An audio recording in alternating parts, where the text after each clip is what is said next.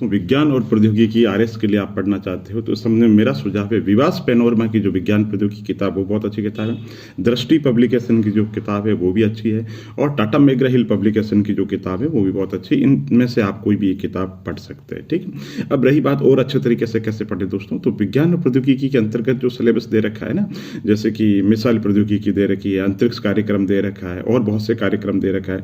तो भारत सरकार की जो विभिन्न वेबसाइट है उन वेबसाइट जैसे इसरो की वेबसाइट पे एक बार चले जाइए, है ना, और अन्य विभाग की जो वेबसाइट है उस पर आप चले जाइए, आपको बहुत अच्छा मटेरियल पढ़ने को मिलेगा। ठीक है, इसके अलावा भारत सरकार के अंतर्गत वन, पर्यावरण और ऊर्जा को लेकर के क्या किया जा रहा है ये विभिन्न वेबसाइट से बहुत शॉर्ट के अंदर आप नोट्स बना सकते हैं, आपके लिए बहुत ज़्यादा यूजफुल हो सकता है। ठीक है, इसके अलावा जो आर्टिफिशियल इंटेलिजेंस है ना, क्वांटम साइंस से संबंधित, जो क्वांटम फिजिक्स से संबंधित जो सवाल है, नैनो टेक्नोलॉजी से संबंधित सवाल है, बायोटेक्नोलॉजी से संबंधित सवाल है, या फिजिक्स से संबंधित जो बेसिक सवाल है, बायोलॉजी से संबंधित बेसिक सवाल है, उनको आप 50 शब्दों में 100 शब्दों के अंतर्गत तैयार कर लीजिए। जैसे कीटनाशी क्या है, तो कीटनाशी की जो परिभाषा होगी लगभग वो परिभाषा कवकनाशी की होगी। ठीक है, तो आप देखिए 15 शब्दों में कीटनाशी कैसे लिख सकते हैं, कवकनाशी कैसे लिख सकते हैं, फेरोमेन्स के बारे में कैसे लिख सकते हैं, रक्त के बारे में 50 शब्दों में क्या लिख सकते हैं, इस तरीके से तैयारी करो। इसी तरीके से जैसे कोशिका विज्ञान है तो कोशिका विज्ञान को बहुत अच्छे तरीके से तैयार करो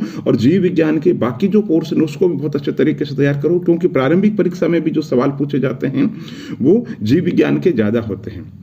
और इस बार आरएस अगर मेंस का पेपर देखें तो साइंस से संबंधित जो सवाल पूछे गए थे वो इजी सवाल थे, लेकिन होता क्या, आर्ट्स के जो कैंडिडेट है ना वो याद नहीं रख पाते हैं, जो चीजें हैं वो लिख नहीं सकते। जैसे कि आप पढ़ तो लेंगे उस समय, ठीक है, लेकिन जब न्यूटन की गति के नियम पूछेंगे तो न्यूटन की गति के नियम ही नहीं लिख पाएंगे। इसलिए जरूरी है आप नोट्स बनाते समय हाथों हाथ उसी चीज को सरल भाषा में लिख लीजिए और सरल भाषा के अंतर्गत उन चीजों को बोल दीजिए। ठीक है, तो साइंस के अंतर्गत जो सवाल अभी पूछे गए हैं, है ना, जैसे कि सौर ऊर्जा मिशन से संबंधित कोई सवाल पूछा गया हो, आर्टिफिशियल इंटेलिजेंस से संबंधित कोई सवाल पूछा गया हो, कोरोना से संबंधित से रिपोर्ट पूछी गई थी, तो ये ऐसे सवाल है जो रोजमर्रा की जिंदगी के अंतर्गत काम आते हैं। ठीक है, तो आप साइंस के अंतर्गत रुचि विकसित करो, फिर चाहे फिजिक्स हो, चाहे केमिस्ट्री हो, चाहे बायोलॉजी हो, या करंट टेक्नोलॉजी से संबंधित जो सवाल पूछे जा रहे हैं बहुत बेसिक सवाल होते हैं। तो आप उसके लिए जैसे मैंने बताया, मेरे हिसाब से विवास पेनोरमा की जो किताब है वो अच्छी किताब है, उसमें से शॉर्ट के अंतर्गत नोट्स बना लीजिए जो जो आपके सिलेबस के अंतर्गत है। सिलेबस के अंदर कैसे हैं,